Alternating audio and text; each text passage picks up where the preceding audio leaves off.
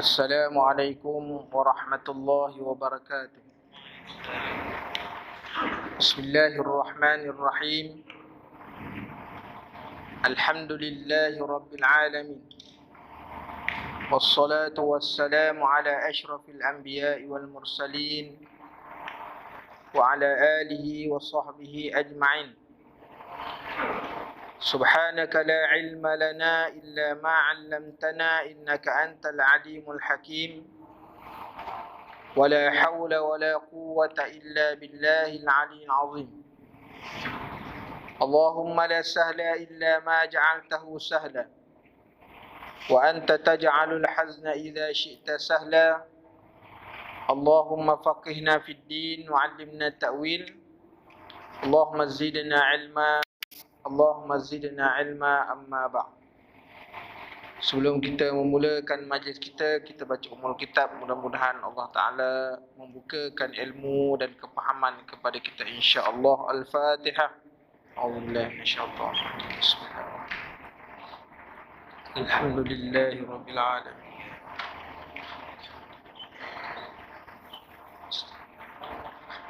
Shiratal ladzina an'amta 'alaihim. Tuan-tuan muslimin dan muslimat yang dirahmati Allah, malam ni kita nak membicarakan satu tajuk khas, iaitu berkenaan dengan Zulhijjah dan perkara-perkara yang bersangkutan dengannya. Hari ini timbul berbagai-bagai masalah, terutama dalam ibadat kita kan, terutama ibadah korban, dalam menentukan anak bulan, nak puasa bila. Itu jadi perbalahan, jadi pertikaian di kalangan kita ni. Boleh tak kita puasa? Orang Saudi dia wukuf, sedangkan kita ni berhari raya. Macam mana keadaan itu timbul kan? Jadi kita nak ikut mana? Nak ikut Saudi ke nak ikut kerajaan Malaysia? Ini jadi pertikaian hari ni. Dah sampai bulan Zulhijjah, itu jadi pertikaian. Berkenaan dengan korban, begitu juga. Boleh tak maknanya korban ini dilakukan kepada orang yang telah meninggal dunia? Bolehkah daging korban ini diberikan kepada sebagai upah? Jadi ini di antara pertikaian-pertikaian ataupun masalah-masalah yang timbul bila menyebut tentang bulan Zulhijjah. Jadi perkara yang kita nak sentuh peringkat awal ni ialah berkenaan dengan kelebihan 10 terawal Zulhijjah. Kerana kita tak berapa hari lagi, besok Falak akan menentukan sama ada satu Zulhijjah itu jatuh hari Jumaat ataupun hari Sabtu. Jadi kita tengoklah sendiri kan. Jadi tak pasal kita petikai kan. Kita nak ikut mana? Saudi ke nak ikut Malaysia? Jadi kalau kita nak ikut Saudi, kita kena duduk Saudi. Kan kita ni di bawah garisan geografi yang berbeza. Jadi matlak itu tempat jatuh anak bulan itu dia mana berbeza-beza mengikut peredaran tempat, mengikut waktu dia. Jadi kita kena ikut mana tempat kita berada dan apa yang diputuskan oleh maknanya fatwa negeri ataupun kebangsaan, maka itulah yang kita kena ikut. Kita kena ingat kita ni berada di Malaysia, bukan berada di Saudi. Walaupun Saudi itu yang pekerjaan haji itu berlaku di sana, tapi kita bukanlah orang yang mengerjakan haji. Jadi dalam menentukan, kita kena ikut di mana tempat kita berada. Jadi tuan-tuan muslimin dan muslimat yang dirahmati Allah, bila menyebut tentang kelebihan 10 yang terawal daripada Zulhijjah ini, banyak hadis-hadis yang menyebutkan kelebihan yang menggalak supaya kita ni jangan meninggalkan kerana kelebihan yang begitu besar. Rasulullah SAW menyebutkan dalam satu hadis, dan hadis ini merupakan hadis sahih, yang diriwayatkan daripada Ibnu Abbas radhiyallahu an, dan hadis ini riwayat Imam Bukhari.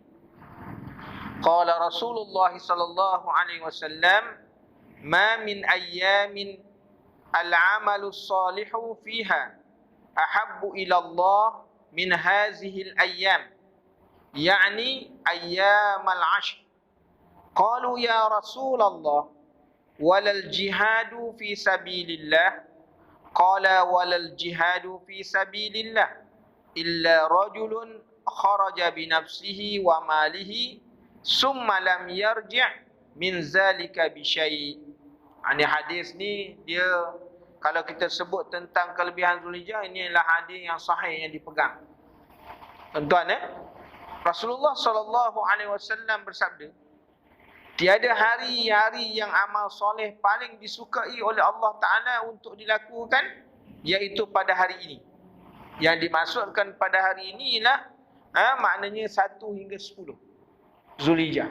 Makna awal 1 Zulhijjah hingga 10 Zulhijjah. Itu adalah maknanya hari yang disukai oleh Allah. Capai ibadat itu ganjarannya cukup besar. Nanti kita akan terangkan hadis-hadis supaya apa? Kita tergalak. Maknanya sebagai tarhib, untuk menggalak kita ni buat ibadat kepada Allah Ta'ala. Sebab selama-selama ni datang bulan Zulhijjah, kita macam tu je lah. Walaupun ibadah korban kita lakukan, tapi kita lupa. Hari ini hari yang terbesar, dan hari yang mempunyai keistimewaan daripada hari-hari yang lain dan dalam bulan-bulan yang lain. Sebab tu Rasulullah kata apa? Tidak ada amal soleh yang paling disukai oleh Allah pada hari ini melainkan 1 hingga 10. Para sahabat bertanya, ya Rasulullah sallallahu alaihi wasallam, walaupun jihad, maknanya adakah maknanya berjihad pun tak dapat menandinginya? Sedangkan orang berjihad ke jalan Allah Ta'ala ni dia punya pahala besar, kan? Orang berjihad ke jalan Allah. Rasulullah kata, walaupun jihad tak boleh menandingi orang yang melakukan ibadat 1 hingga 10 Zulhijjah. Tak boleh tanding. Melainkan kata Rasulullah sallallahu alaihi wasallam, rajulun kharaja bi nafsihi wa malihi, orang yang keluar pergi berjihad dengan dirinya, dengan hartanya, summa lam yarja' min zalika syai', sehingga dia pergi berjihad jalan Allah, dia tak balik-balik. Maksudnya apa? Dia terbunuh di dalam jihad fisabilillah. Ini pahala dah tak boleh lawan. Jadi selagi mana dia berjihad, dia balik-balik, maka orang yang menghidupkan amal pada 1 hingga 10 tu adalah lebih afdal daripada dia berjihad. Ini dia tuan-tuan. Tak utama nak mengingatkan kita lah, yang dah berusia-usia ni. Usia tu kalau tak apa, dia senja, kan? Dia kalau senja ni nak tunggu ke malam tu, nak tunggu ke pagi belum tentu, kan? Dia kalau dah senja ni nak tunggu ke pagi tu belum tentu lagi. Orang yang berada pada waktu malam jangan menunggu-nunggu pada hari esok, belum tentu dia sampai. Sebab tu tuan-tuan muslimin dan muslimat yang dirahmati Allah, andai kata Allah Ta'ala memanjangkan umur kita, kita boleh sampai kepada bulan Zulhijjah, rebut peluang betul. Kita rebut peluang. Sama ada kita nak melakukan ibadat tu makna ibadat infirad, makna secara sendiri-sendiri, nak buat dekat masjid ke, buat program di masjid, terpulanglah. Macam kami buat di masjid, kan? Kerana apa? Tujuannya sebagai nak galak orang. Nak galak orang supaya buat ibadat. Bukan nak tunjuk kita kuat dah. Nak galakkan orang. Supaya orang tahu apa yang perlu diisi dalam apa ni, bulan Zulhijjah. Dan kalau dia beramal, apa amal yang disuruh. Kita nak tunjuk tu. Supaya kita buat tu tujuannya ialah sebagai nak mengajar. Ada?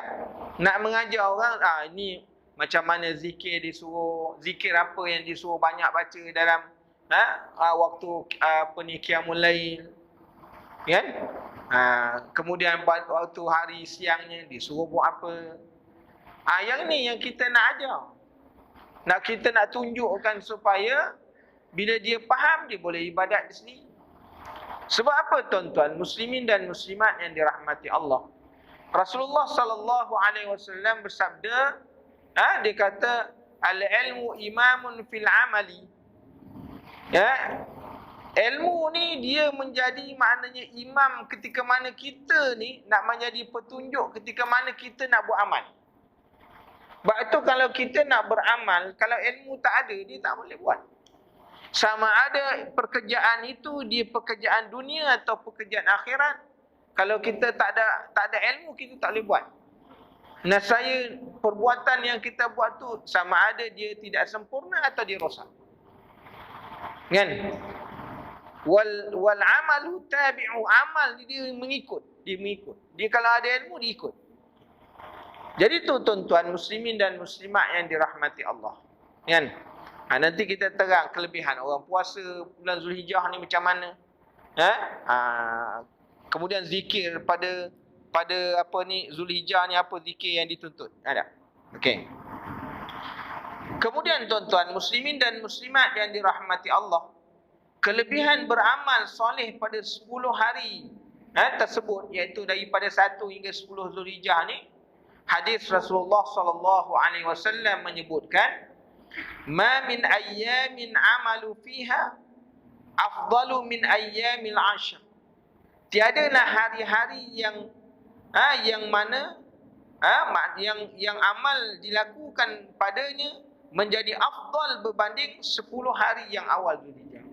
Mana 10 hari awal Zulhijjah ni tuan-tuan, seafdal-afdal ibadat kalau dilakukan, itulah yang sebaik-baik dalam keseluruhan hari yang ada. Kalau tuan-tuan bulan Ramadan, 10 bulan Ramadan, dia mulia.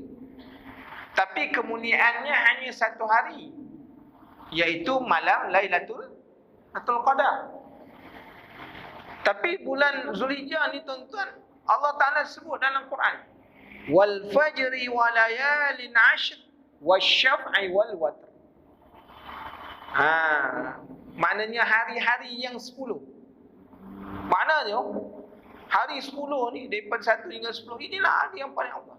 Kerana afdalnya dia tiap-tiap hari, bukan 1 hari. Sebab kelebihan Zulhijjah ni melebihi daripada kelebihan bulan Ramadan. 10 Ramadan. Kalau 10 Ramadan 1 hari. Tapi ini 10 hari. Ini keistimewaannya. Kemudian hadis yang kedua, Rasulullah sallallahu alaihi wasallam menyebutkan apa? Ma min ayyamin ahabbu ila Allah ay yuta'abbadu lahu fiha min 'ashri Zilhijjah ya'dilu siyamu kulla yawmin minha bisanatin wa qiyamu kullu lailatin minha biqiyamil lailatil qadri.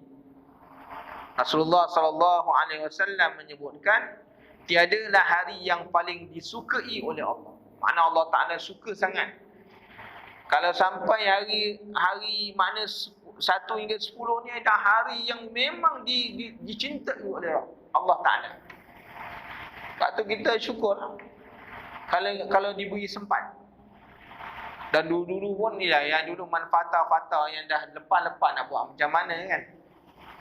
Kita mungkin tak ada orang yang nak terangkan kepada kita tentang kelebihan fadilat. Hari ni kita terang supaya andai kata Allah Ta'ala meminjamkan umur sampai kita 10 Zulhijjah, jangan tinggalkan tuan-tuan muslimin dan muslimat yang dirahmati Allah. Kerana kelebihan dia cukup besar. Kerana Rasulullah kata apa? Tidak ada hari yang paling disukai oleh Allah untuk seseorang melakukan ibadat kepadanya, iaitu kepada Tuhannya, selain daripada 10 hari dalam Zulhijjah. Inilah hari yang paling Allah Ta'ala suka sangat. Kalau orang buat ibadat pada hari itu, memang Allah Ta'ala gembira sangat dengan ibadat orang ni. Kan? Dan puasa. setiap harinya menyamai puasa setahun. Hai, ni puasa sunat tuan-tuan, menyamai puasa setahun. Siapa puasa satu hari daripada Zulhijjah, tu sebabnya kalau tak boleh buat semua daripada 1 sampai 10 sampai 9, nampak macam banyak benar. Sebab tuan-tuan, puasa sunat ni cabaran dia lain. Kan? Cabaran dia lain. Kita tengah puasa je, kawan ajak mengerti. Nah, jom. Dia tarik. Dia kata gulungnya, gulung. Yang tu yang tak boleh jadi tu. Kan? Cabaran dia besar. Dalam keadaan orang lain berbuka, kita puasa. Dia kalau puasa Ramadan tak jadi masalah, semua puasa. Kalau orang tak puasa tu yang pelik. Yang ni kita puasa, orang lain berbuka. Anak kita pula makan aiskrim depan kita pula. Meleli aiskrim tu. Kan? Kita punya air liur meleli pula. Allah. Cabarannya besar tuan-tuan. Muslimin dan muslimat kan. Orang rumah tak boleh puasa. Dia masak hari tu maknanya ikan siakap 3 rasa. Dia suruh kita rasa pula. Maut. Jadi tuan-tuan, muslimin dan muslimat yang dirahmati Allah, cabarannya besar. Sebab tu puasa sunat besar pahala dia. Kan? Jadi Rasulullah kata apa? Orang yang berpuasa maknanya sunat, sunat satu hari, jadi dia puasa dalam bulan Zulhijjah tu dia puasa sehari. Menyamai apa? Siyaminha bisana. Pahalanya sama macam setahun. Satu hari tu sama macam setahun. Kemudian wa qiyamu kulli lailatin minha bi qiyamul lailatil qadri. Orang yang boleh menghidupkan malam daripada satu malam daripada mana-mana dalam bulan 1 hingga 10 Zulhijjah ni, seumpama dia berdiri qiyamul lail pada malam Lailatul Qadar. Maknanya kalau tuan-tuan berdiri menghidupkan malam dengan qiyam 9 hari, 9 hari dah tuan-tuan beribadat dalam Lailatul Qadar. Kita masa Lailatul Qadar, masa bulan Ramadan pun puas mencari. Yang jumpa Lailatul Qadar, Lailatul Qadar. Qadar tak jumpa. Jadi itu masalahnya tuan-tuan muslimin dan muslimat yang dirahmati Allah. Nah, jadi susah kita tak? Ini nak tunjuk apa? Ada hadis-hadis ni tentang kelebihan. Kemudian di dalam hadis yang lain, Rasulullah sallallahu alaihi wasallam bersabda, "Ma min ayyamin a'zamu indallah." Tiadalah hari-hari yang lebih agung dan disukai oleh Allah Taala. Wala ahabbullah al-amalu fihi. Mana tidak ada mana hari-hari yang lebih agung dan disukai oleh Allah Taala untuk beramal soleh min hadhil ayyamul ashr, melainkan 1 hingga 10. Ini memang Allah Taala suka sangat. Orang kalau boleh ibadat malam, beribadat tuan-tuan pada hari-hari 1-10 ni, memang orang kata marvelous. Nah, ni memang hebat. Memang hebat. Sebab tuan-tuan, kadang-kadang dia bila kita nak ibadat ni, dia perlu juga berjamaah. Kan? Kalau berjamaah ni dia ada kekuatan sikit. Kalau kita ibadat seorang-seorang ni dia tak jadi. Dia kurang, energi dia kurang. Kan? Dia angkat je takbir Allah, dia tengok orang rumah berdengkur. Dia sujud terus hilang. Rupanya jalan terus. Kalau kita semayang ramai-ramai ni, kan? Buat dalam masjid, walaupun tidak berjamaah, semayang dalam masjid, tapi program tu buat. Jadi lain. Jadi tuan-tuan, muslimin dan muslimat yang dirahmati Allah, kan?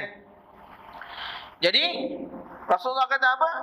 Mana ibadat yang paling agung yang disukai oleh Allah Ta'ala dari sudut amalan ialah pada hari 1 hingga 10.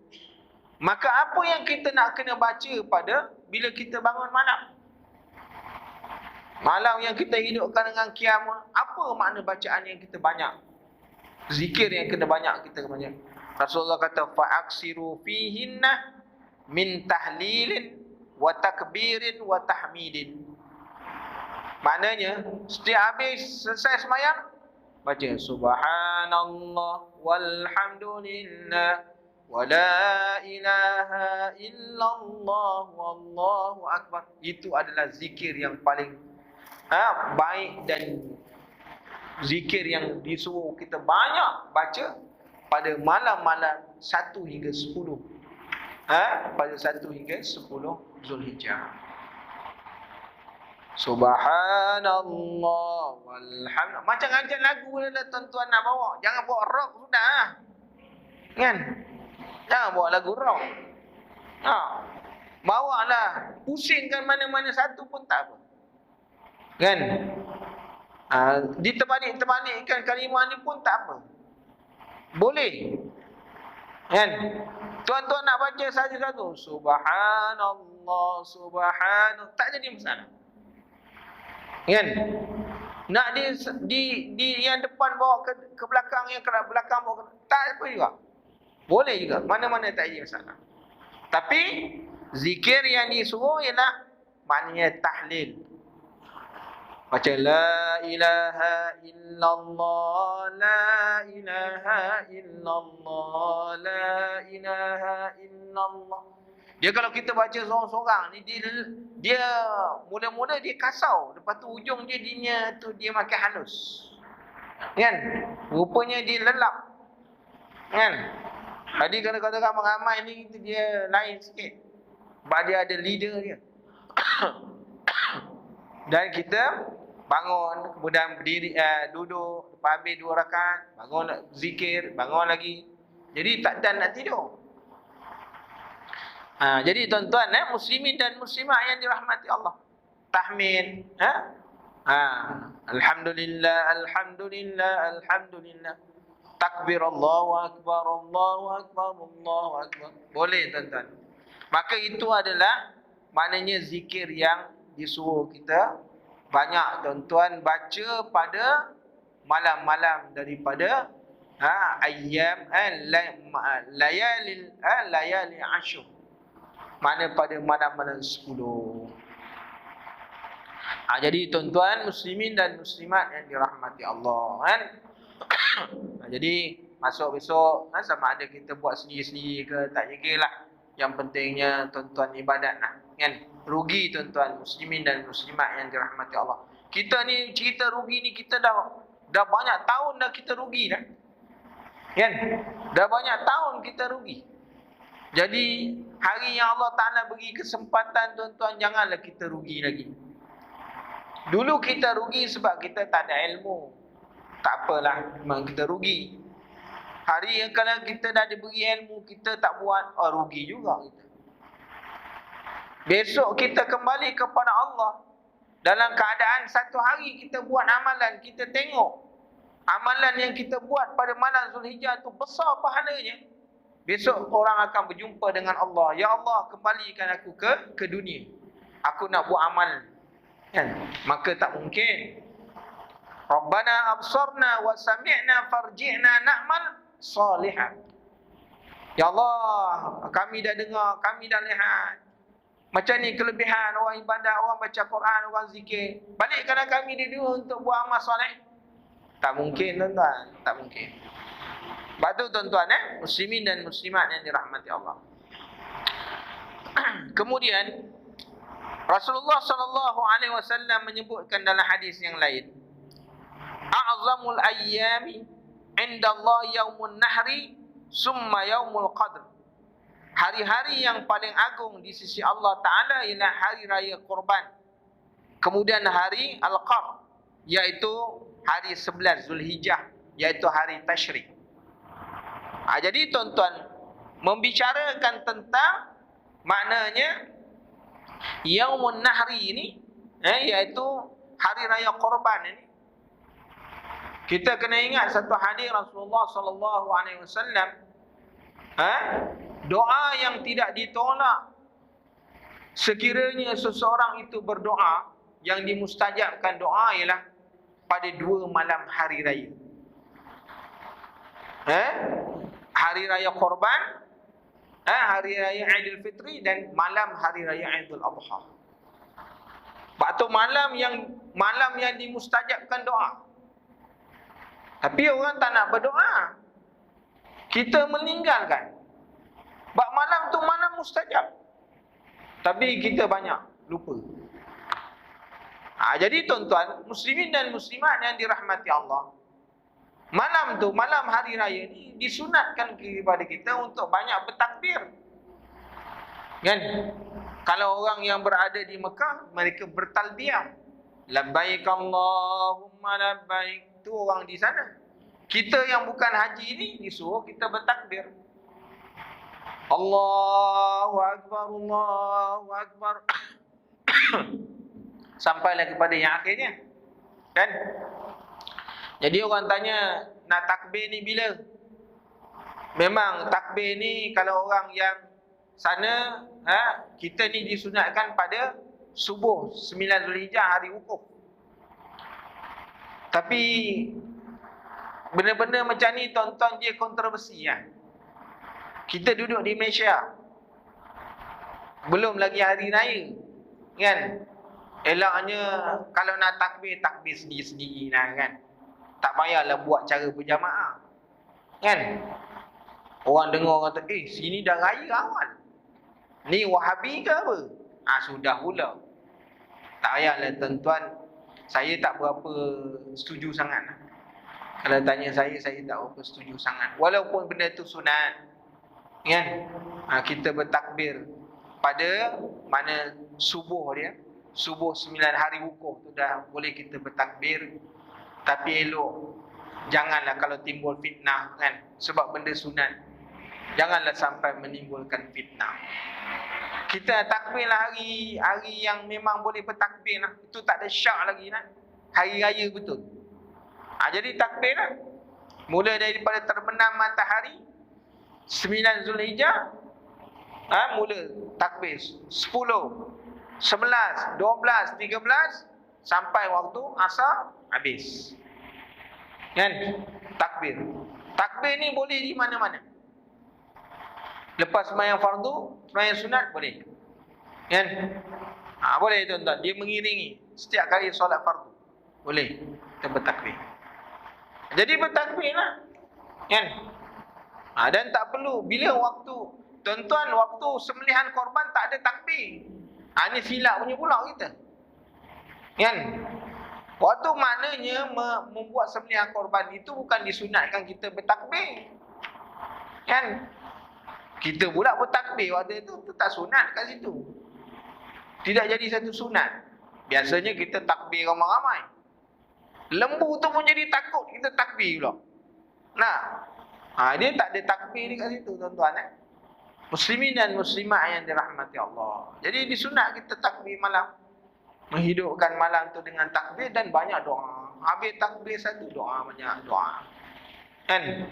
Jadi itu dia amalan yang disuruh pada malam 10 Zulhijjah. Kan? Jadi tuan-tuan muslimin dan muslimat yang dirahmati Allah, di dalam hadis yang lain, Rasulullah SAW menyebutkan tentang maknanya 10 awal daripada Zulhijjah ni, kerana tengok kepada Al-Quran. Allah Ta'ala sebut, nanti balik buka suratul Fajr, Allah Ta'ala sebut wal fajri wa layalin ashr wasyaf'i wal watr, wasyaf'i wal watri. Wasyaf'i itu ialah 10, iaitu ialah maknanya hari Ashur, hari Arafah. Dan al-witr itu ialah hari korban. Itu mengikut tafsiran. Kan? Jadi asyaf tu ialah hari genap. Dan al-witru itu hari ganjil. Yang dikatakan asyaf, asyaf itu ialah maknanya hari Arafah. Kan? Dan al-witr itu ialah hari raya korban. Itu berpandu kepada ayat Al-Quran tuan-tuan. Muslimin dan muslimat yang dirahmati Allah. Dan hari 10 ni tuan-tuan, Allah Ta'ala sebut tentang 10 ni dalam Quran. Pertama, dalam suratul Fajr. Nak tunjukkan kelebihan hari 10 ni. Yang keduanya, Allah Ta'ala menyebut tentang bagaimana Allah Ta'ala telah menyempurnakan 30 hari kepada Nabi Musa, tambah 10 lagi. Wa wa'adna Musa 30 lailatan wa atmamnaha bi ashrin fatamma miqatu rabbi 40 lailah. Mula-mula Allah Ta'ala bagi 30 hari untuk Nabi Musa bermunajat. Kemudian ditambah 10 hari jadi 40 hari. Yang 10 tu apa? Iaitu Yaumul Ashur. Itu kelebihannya. Sehingga maknanya waktu munajat sebelum turun kitab Taurat ialah 40 hari. Itu tuan-tuan tengok dalam Quran, kan? Dibicarakan. Kemudian Allah Ta'ala sebut lagi, penutup bulan ni yang dimaklumi. Al-Hajju ashhurum ma'lumat. Itu suratul Baqarah. Haji inilah maknanya 10 hari yang telah maklum, kan? Yang terawal. Jadi orang kerja haji ni bermula dia bila-bila? Dia hari nahar, dia mula hari tarwiyah, hari 8. Sebenarnya haji ni pendek je. Hari 8 disebut dengan nama hari tarwiyah. Hari 9 disebut dengan hari wukuf. Hari 8 hari tarwiyah, hari 9 hari wukuf, hari 10 hari nahar, kan? Hari 11 hari tasyrik, 12 tasyrik, 13 tasyrik. Mana ni 11, 12, 13 hari melontar. Habislah haji. Sebenarnya haji ni perbuatannya seminggu je. Kan? Bukan lama. Dia tak lama. Yang kemuncaknya itu je. Hari 8. Hari 8 kita dah bersiap-siap dah. Kalau jemaah haji dah bersiap-siap, waktu asar mereka akan bertolak ke Arafah. Kan? Untuk ke Arafah pada hari 9 wukuf. Kemudian hari 9 berada di Arafah. Petang gelincir matahari, waktu asar hari 9 mula bertolak pergi ke maknanya Muzdalifah. Kan? Untuk melontar pada Jamratul Aqabah 10 hari 10, kan? Kemudian mabit di Mina. Mabit di Mina 3 hari. Hari-hari tasyrik untuk melontar mana? Ula Wusta Aqabah. Hari pertama. Hari kedua Ula Wusta Aqabah. Hari ketiga Ula Wusta Aqabah. Kemudian mereka pun terus balik ke Mekah, tawaf, sa'i, tahallul, selesai. Itu bagi orang yang buat maknanya tahallul sani. Kalau dia buat tahallul awal 10 malam 10 dia bertolak ke Mekah, kan? Tolak ke Mekah, pergi tawaf, nanti habis tawaf balik tahallul awal, kan? Melontar untuk hari 10 dah selesai. Hari 11, hari 12, 13 boleh gabung. Mana dah pakai baju dah. Pakai yang berjahit. Selesai haji. Tak lama tuan-tuan, muslimin dan muslimat yang dirahmati Allah. Jadi haji ni perjalanannya tidak lama. Sebab tu dia kata apa? Al-hajju ashhurum ma'lumat. Bahawa makna penutup bulan yang dimaklumi Syawal, Zulkaidah. Haji ni bermula daripada apa? Bulan Syawal. 1 Syawal tu dah dikira bulan haji.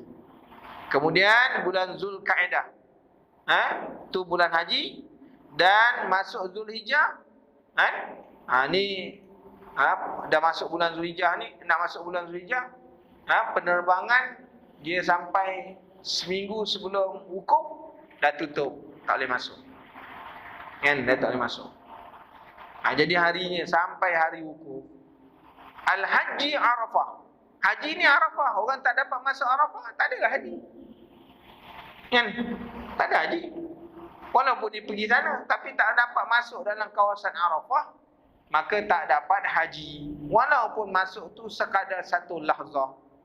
Yang baiknya menghimpunkan antara dua waktu.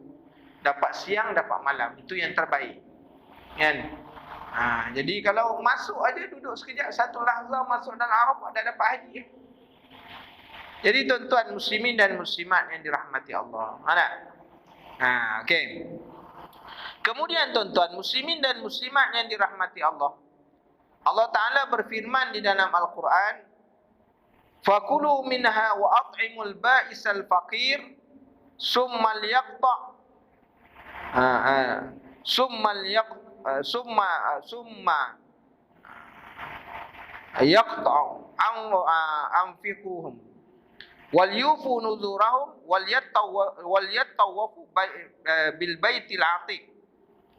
Jadi makan dan dikata maka makanlah binatang korban itu dengan dagingnya, dan berikanlah makanan kepada orang yang susah lagi fakir. Ini nak tunjuk kepada kita tuan-tuan bagaimana cara kita nak berkorban. Kan? Jadi tuan-tuan, orang yang berniat nak melakukan korban, masuk je satu hari Zulhijjah, maka sunat dia menahan daripada menggugurkan apa-apa sahaja, mengerat apa-apa sahaja pada anggota tubuh badan. Masuk je. Kalau nak gunting, nak cukur sekarang. Dah satu Zulhijjah, orang mana dah berniat untuk berkorban, maka pada waktu itu dia disunatkan untuk mana tak lagi menggugurkan bulu ada di badan, bercukur, potong kuku. Dia satu Zulhijjah mula. Jadi orang bila dah berniat hari ni, contohnya siapa dah masuk korban, ni boleh lagi potong kuku, gunting rambut. Tapi kalau kata-kata hari Jumaat tu dah satu Zulhijjah, dah jangan. Sampailah ketika mana binatang korban dia disembelih, dia tengok sendiri. Yang afdal, orang yang berkorban ini, yang afdal dia sendiri sembelih binatang korban dia. Tapi kalau dia kan potongkan tak ramak, takut binatang tu bangun balik, kan? Biarlah orang lain buat. Kalau itu tengok saja. Tengok binatang korban dia disembelih sampai darahnya mengalir, kemudian barulah disunatkan dia potong.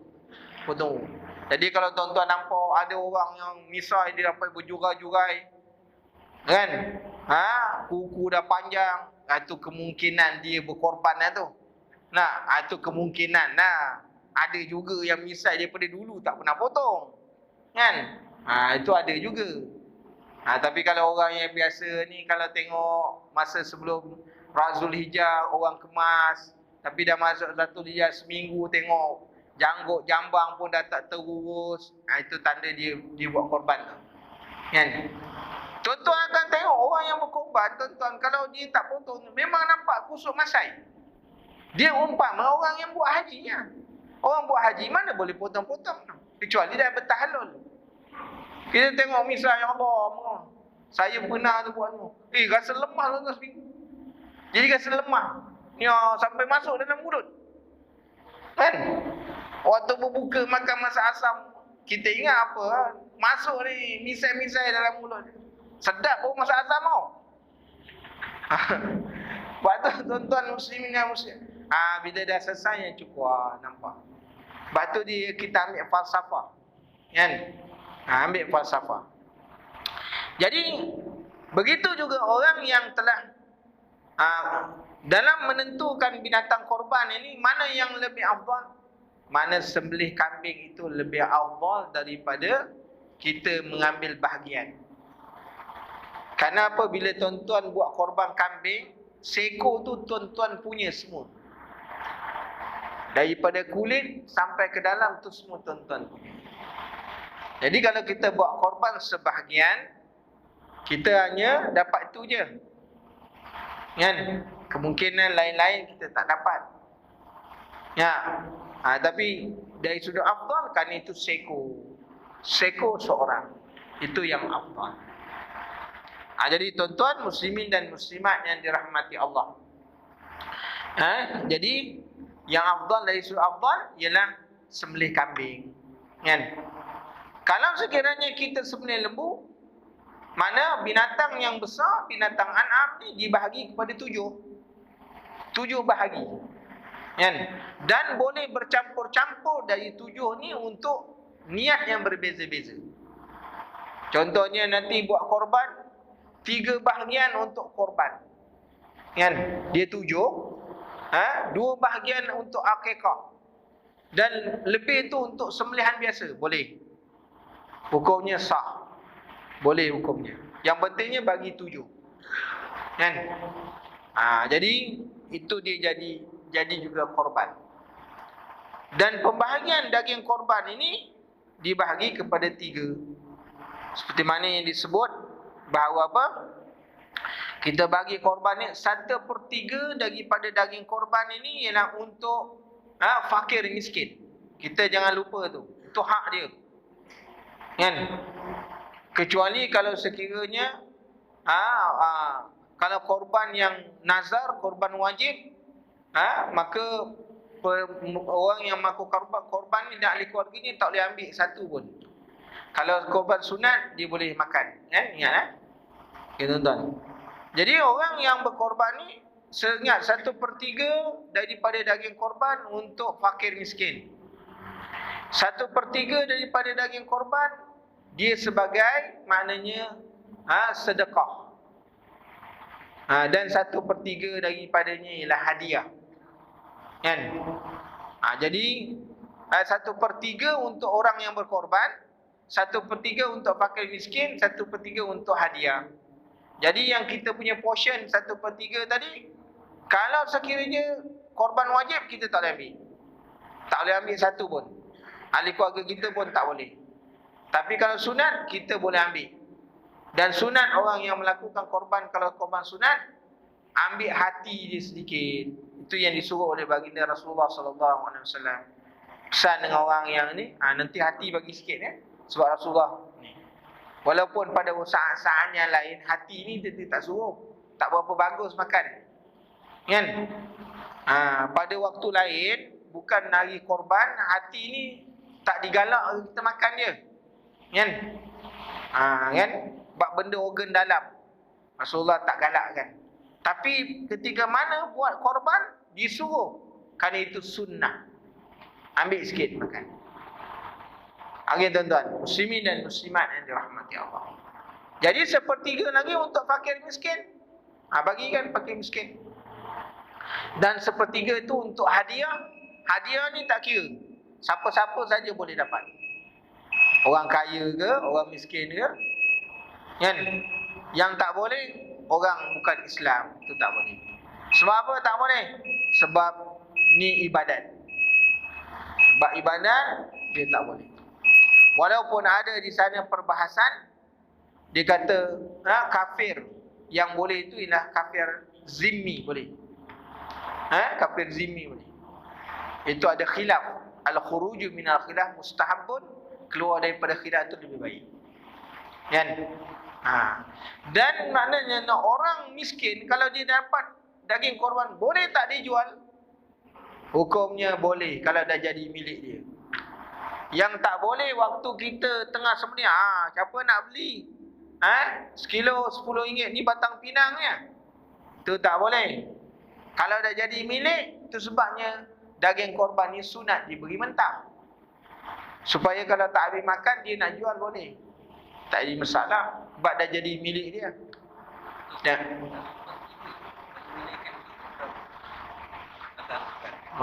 Itu kena timbang kan.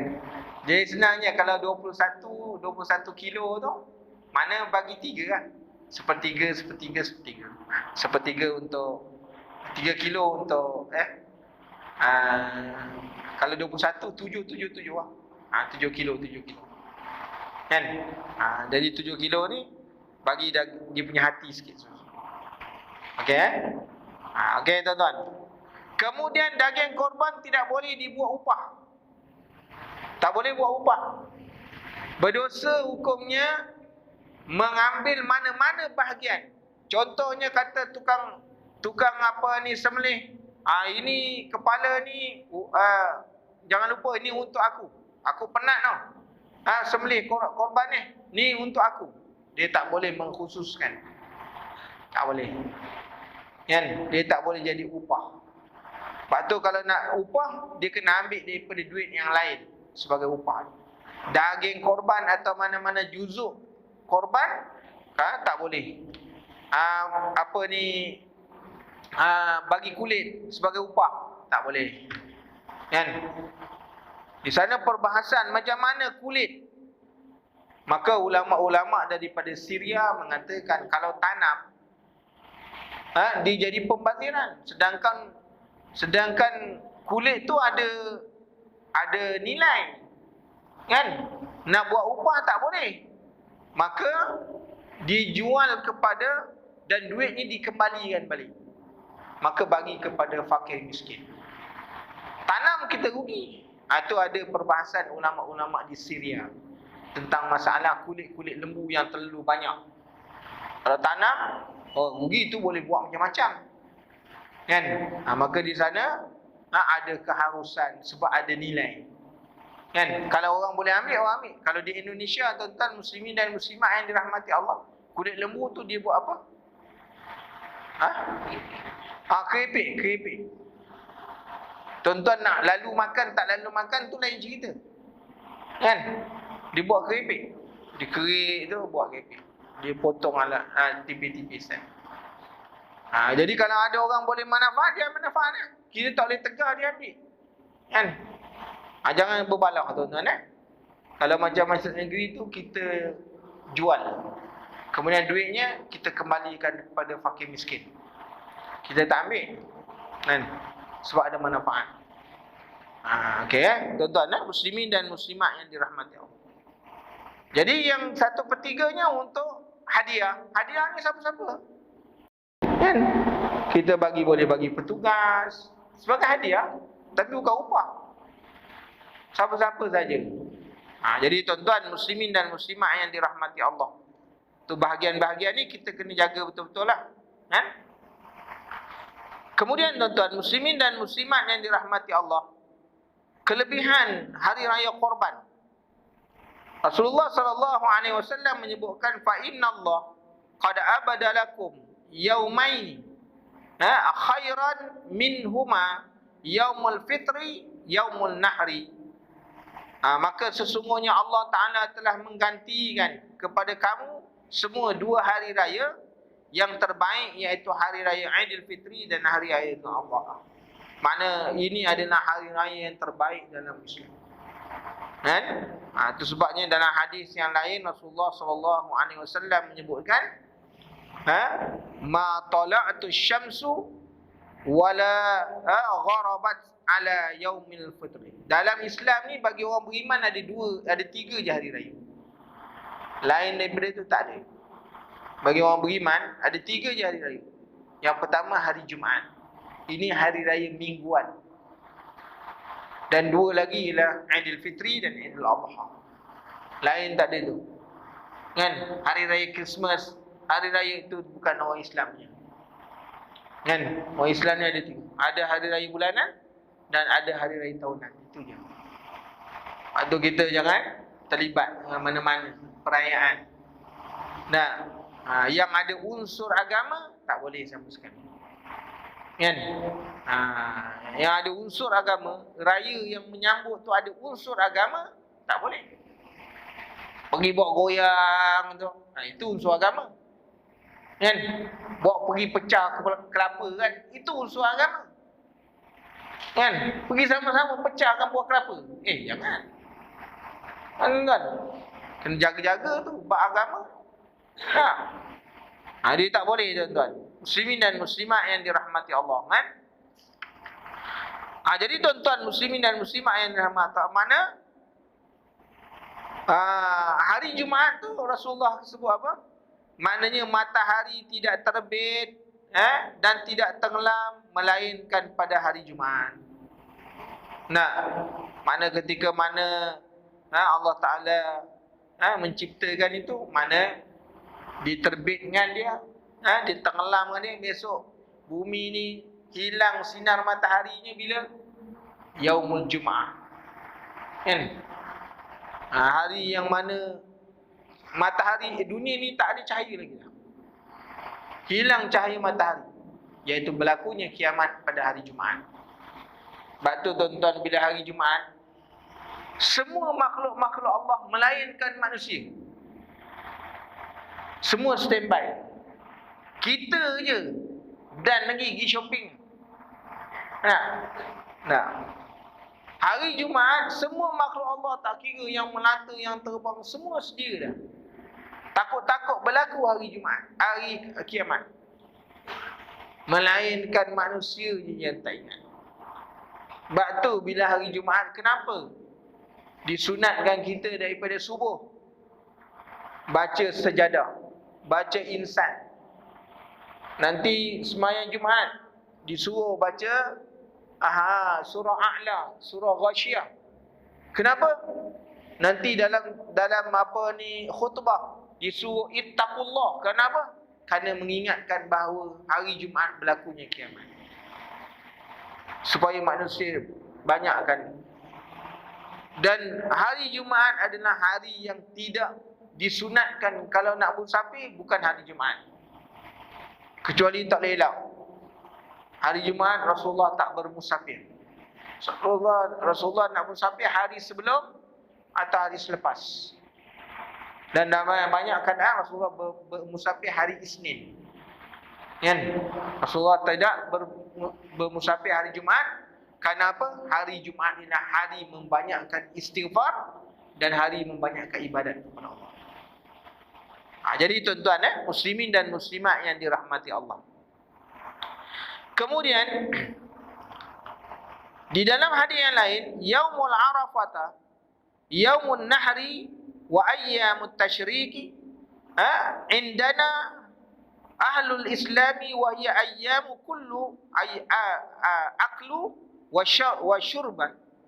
Mana hari Arafah ni dan hari Nahar dan hari Tasyrik ialah di sisi kita orang yang beriman, orang Islam, ialah hari untuk makan minum. Sebab tu 10, 11, 12, 13 adalah hari yang haram berpuasa.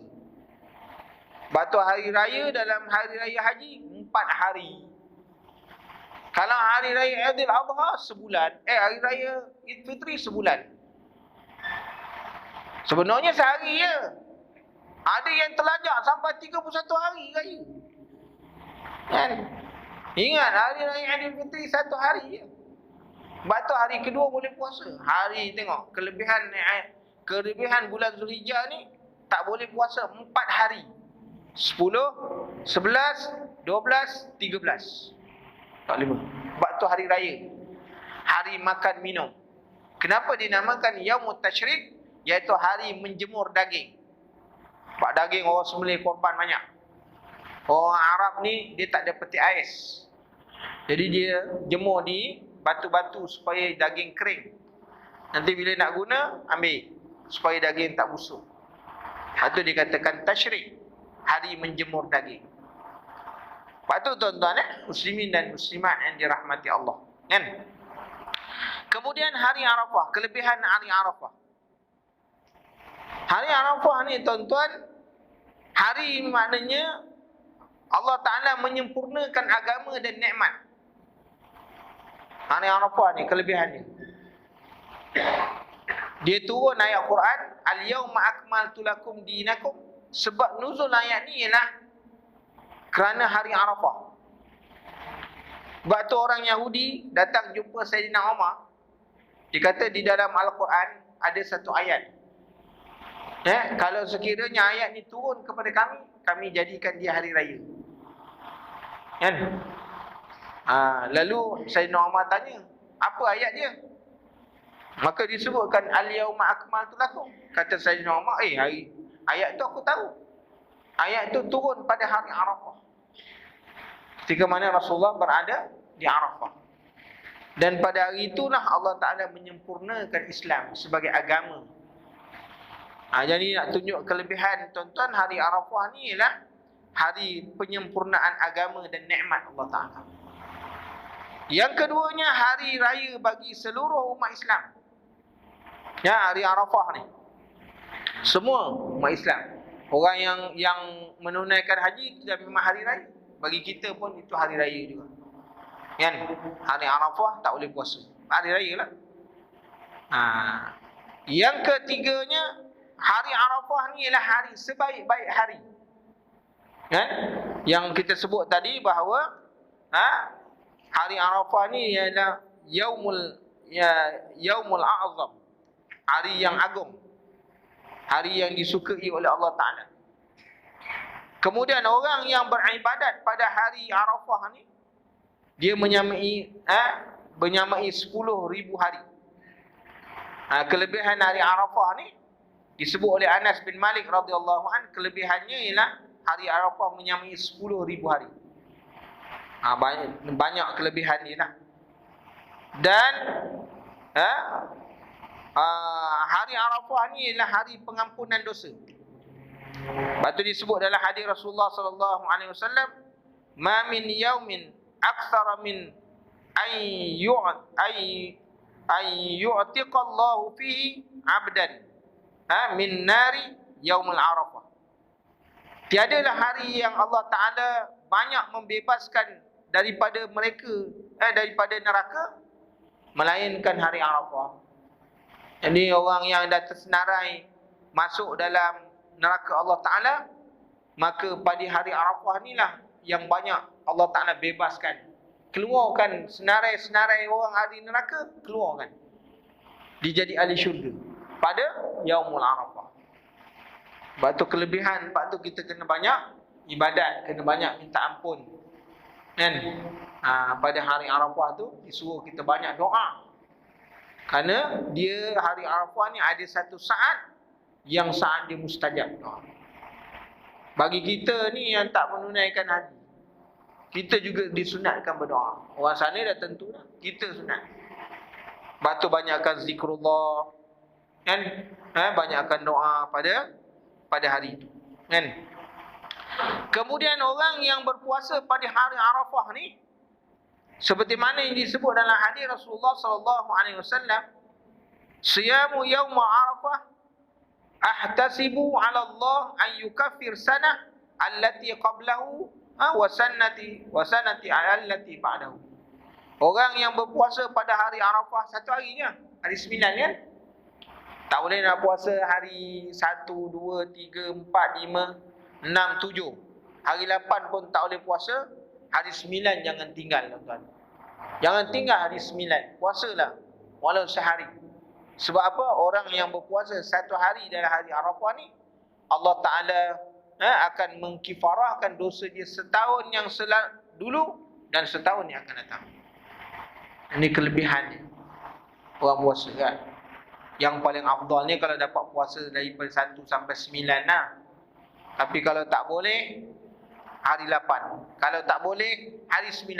Kalau tak boleh, baik mati ya tuan-tuan. Kan? Semua tak boleh ya. Hari 10 dah tak boleh puasa. Jadi tuan-tuan muslimin dan muslimat yang dirahmati Allah, yang ke-10-nya, kelebihan hari Arafah ni, menjaga anggota daripada yang haram. Rasulullah sebut apa? Yaumu Arafata hadhi yaumun min malaka fihi sam'ahu wa basarahu wa lisanahu ghufira lahu.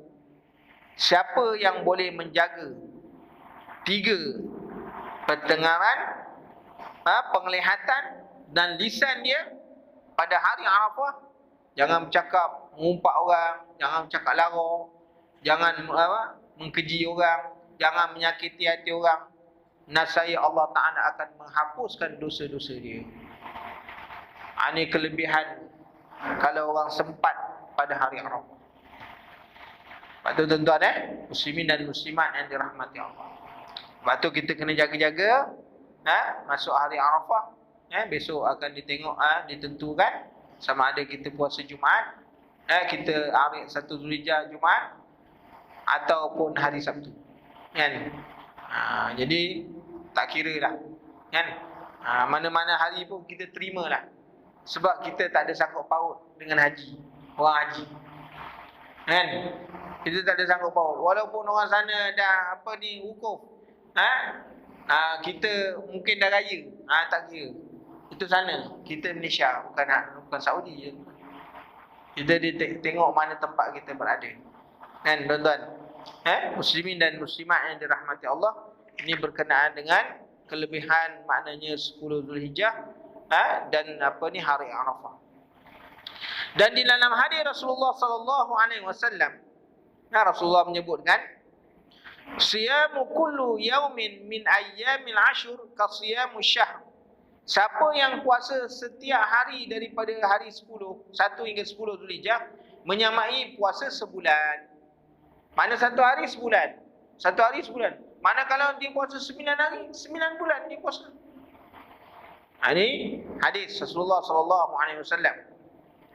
Dan dalam hadis yang lain, kana la yad'u siyama Ashura wal 'ashara thalathata ayyamin kulli syahrin. Bahawa Nabi sallallahu alaihi wasallam tidak meninggalkan puasa hari Ashura. Mana 10? Hari 10 Ashura, hari 10. Dan 10 hari terawal daripada Zulhijjah. Dan 3 hari tiap-tiap bulan. Ini rutin Rasulullah punya puasa. 3 hari dalam sebulan tak tinggal. Hari Isnin, Khamis dah memang dah Rasulullah buat. Kan? Dan dalam banyak riwayat ada lagi Rasulullah puasa. Tapi ini puasa-puasa yang Rasulullah sunat ni tak pernah tinggal. Masuk 10 Zulhijjah, 1 hingga 9 Rasulullah tak pernah tinggalkan. Di macam mana, tuan-tuan? Rasulullah tu dia Rasul. Kan? Memang dah ditentu Allah Ta'ala, memang dosanya diampunkan, yang dahulu dan yang akan datang. Pun masih puasa lagi sunat. Kita ni tak tentu lagi. Kan? Jadi dengan sebab itu banyakkanlah puasa. Sebab apa? Puasa ni, tuan-tuan, boleh memberi syafaat. Orang yang rajin berpuasa ketika mana di dunia. Rasulullah SAW menyebutkan bahawa as-siyamu wal Qur'ani yashfa'ani. Orang yang puasa, yang rajin puasa dekat atas dunia, yang rajin baca Quran, maka dua-duanya boleh mensyafaatkan bagi orang ni. Sebab tu kita banyak-banyakkanlah puasa sunat. Kan? Jangan tinggalkan, tuan-tuan, muslimin dan muslimat yang dirahmati Allah. Supaya apa? Kita dapat kelebihan tentang puasa tadi, sehingga maknanya kita dikira orang yang termasuk, maknanya orang yang disukai oleh Allah Subhanahu wa taala. Dan satu hadis lagi, tuan-tuan muslimin dan muslimat yang dirahmati Allah, idza jaa rajulun faqala ya Rasulullah, ayyul a'malu afdalu? Qala imanu billah wa tasdiqu bihi wa jihadun fi sabilillah wa hajjun mabrurun. Seorang lelaki berkata, wahai Rasulullah, apakah amal yang paling afdal? Baginda menjawab, beriman dengan Allah dan Rasulnya. Kemudian dia berkata selepas itu, baginda menjawab, jihad di jalan Allah. Dia berkata lagi seterusnya, baginda menjawab, haji yang mabrur. Ini bagi orang yang mengerjakan haji. Maka tak ada ibadat yang paling baik dalam haji ini melainkan ganjaran haji yang mabrur. Orang yang dapat haji yang mabrur seperti mana dia baru lahir daripada perut ibu dia. Ini bagi orang yang kesempatan menunai menjadi dhuyufur rahman. Kita ni bukan dhuyufur rahman, maka rebutlah peluang kelebihan 1 Zulhijjah sampai 10 Zulhijjah, dan pada hari tasyrik, maknanya kita rebut peluang, tuan-tuan, untuk memperbanyakkan ibadat kepada Allah Subhanahu wa taala. Jadi cukup setakat itu. Kalau ada sebuah soalan, saya boleh jawab sikit soalan. Ada soalan? Ya.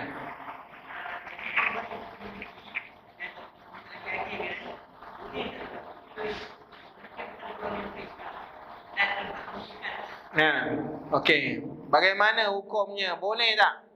Jadi orang yang nak terima tu kalau bukan Islam, boleh. Di sana ada khilaf, kafirnya ialah kafir zimmi. Kafir harbi tak boleh. Maksud kafir zimmi ni ialah kafir yang membayar cukai dengan pemerintah Islam. Yang ini kita tak tentu kafir apa dia. Itulah tak tentu. Yang eloknya keluar daripada khilaf tadi. Oleh kerana dia itu ibadat. Korban ni ibadat. Maka untuk elak ibadat ni yang disentuhnya, salah satu daripada tanda keberkatan maknanya pada makanan disentuh oleh orang-orang yang beriman. Ya. Dia tak kira. Dia dah jadi hak milik dia. Kan? Itu tak kira lah. Lain soalan? Anda nak tanya? Tuan-tuan kalau tak ada, tuan-tuan nak tanya soalan, saya tahu dah malam. Kan? Itu soalan yang paling penutup lah. Okey, tak apa, insyaAllah. Kalau ada soalan nanti boleh SMS ke, boleh telefon sini, insyaAllah. Bismillahirrahmanirrahim. Alhamdulillahirabbil alamin wassalatu wassalamu ala asyrafil anbiya'i wal mursalin wa ala alihi washabbihi ajma'in. Allahumma inna nas'aluka 'ilman nafi'a wa rizqan thayyiban wa 'amalan mutaqabbalan. Allahumma faqihna fid din wa 'allimna ta'wil. Subhanakallahumma wa bihamdika asyhadu an la ilaha illa anta astaghfiruka wa atubu ilaik. Subhana rabbika rabbil izzati amma yasifun. Wassalamun 'alal mursalin walhamdulillahi rabbil alamin. Barakallahu fikum. Wassalamu alaikum warahmatullahi wabarakatuh.